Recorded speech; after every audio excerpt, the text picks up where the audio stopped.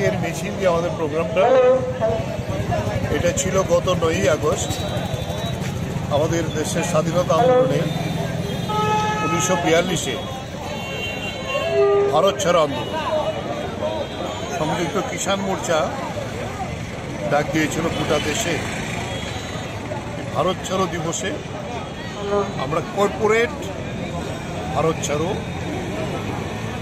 কৃষকদের যে দাবি মোদি স্বীকার করেছিলেন লিখিত চিঠি দিয়ে 6ই ডিসেম্বর 2022 যে আমাদের ন্যূনতম সহায়ক মূল্য দেওয়া হবে তা এখনো দেওয়া হয়নি। তাই এটা আদায় করার জন্য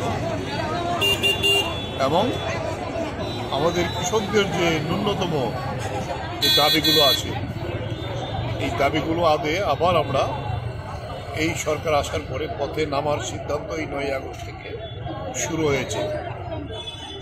এবং তারপরে আমরা বলব যে আজকে উপজাতিদের যে অধিকারগুলো এই অধিকারগুলো ক্রমে ক্রমে আরও সংকুচিত হচ্ছে।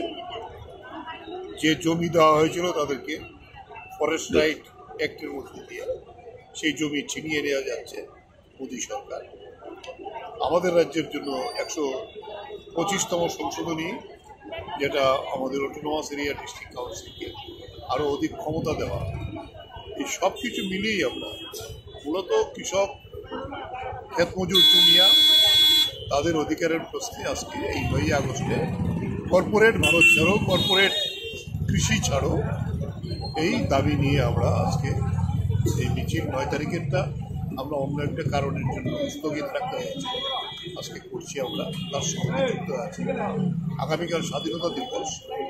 স্বাধীনতা দিবসের প্রাক্কালেও আমাদের দেশের শ্রমিক, কৃষক, ছাত্র, যুব, মহিলা সমস্ত মানুষের ঐক্য আমাদের দেশের এই যে অধিকার, গণতান্ত্রিক অধিকার যেটা মোদী সরকার একের পর এক খর্ব করছে তাকে রক্ষা করার জন্য আমাদের এই দিনটা আজকে 14ই আগস্ট।